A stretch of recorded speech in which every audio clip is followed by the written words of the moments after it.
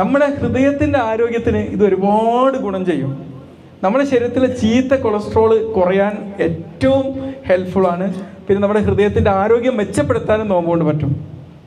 പക്ഷേ ഇതൊന്നും ഞാൻ പറഞ്ഞല്ലോ, നമ്മൾ കഴിക്കുന്ന ഭക്ഷണത്തിൽ മുഴുവനും ഈ എന്താ പറയുക, ഈ എണ്ണക്കടികളും പിന്നെ പൊരിച്ച മീനും അല്ല എല്ലാ ഫ്രൈ ചെയ്ത സാധനങ്ങളും ഉണ്ടാക്കുകയാണെങ്കിൽ നമ്മളോട് ഈ ഹൃദയം നമ്മളോട് പറയും, ഈ റമദാൻ കൊണ്ട് നിങ്ങൾക്ക് പ്രത്യേകിച്ച് ഗുണമുണ്ടാവില്ല. നമുക്ക് റസൂൽ സല്ലല്ലാഹു അലൈഹി വസല്ലം പറഞ്ഞ സുന്നത്തിനനുസരിച്ചുള്ള നോമ്പ് ആവുകയില്ല.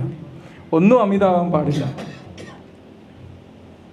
നേരത്തെ ഞാൻ പറഞ്ഞു, നമ്മുടെ മെറ്റബോളിസം, നമ്മുടെ ശരീരത്തിലെ മെറ്റബോളിസം, നമ്മുടെ ശരീരത്തിലേക്ക് ഭക്ഷണം കഴിക്കുമ്പോൾ ആ ഭക്ഷണത്തിൽ നിന്നുള്ള എനർജി നമ്മുടെ ശരീരത്തിലെ പല പ്രവർത്തനങ്ങൾക്ക് വേണ്ടി ഉപയോഗപ്പെടുത്തും. അത് ചില കാര്യങ്ങൾക്ക് ഇതാക്കും. അതിൻ്റെ ഭാഗമായിട്ട് നമ്മൾ എനർജി സ്റ്റോർ ചെയ്യുന്ന ഈ ഒരു പ്രോസസ്സ് നന്നാവാൻ ഏറ്റവും നല്ലതാണ് നോമ്പ് എടുക്കുക എന്നുള്ളത്.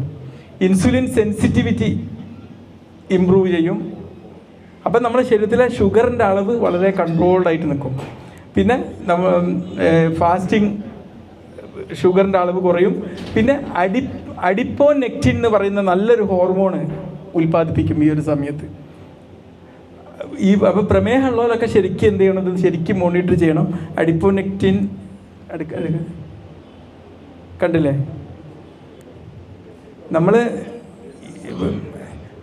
ഇഫ്താർ പ്ലേറ്റ് ബാഡായി കഴിഞ്ഞാൽ എന്താ സംഭവിക്കുക? നേരെ തല തിരിച്ചുള്ള എഫക്റ്റ് ഉണ്ടാകുക, വളരെ അപകടം ഉണ്ടാകുക.